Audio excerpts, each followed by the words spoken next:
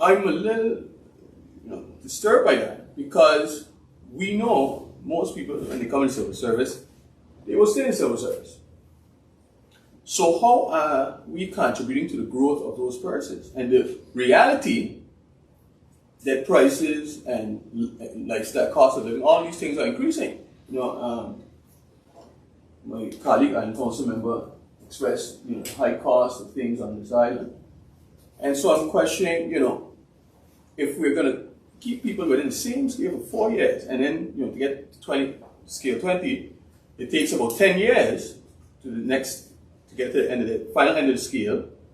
We're sort of inhibiting the development of their salaries, whereas their costs are increasing. For instance, if you're 25 and you had a child, whatever, or you're 30 and you work for 15 years, your children are probably going to college, you probably have a mortgage. All these realities, this is life, are happening.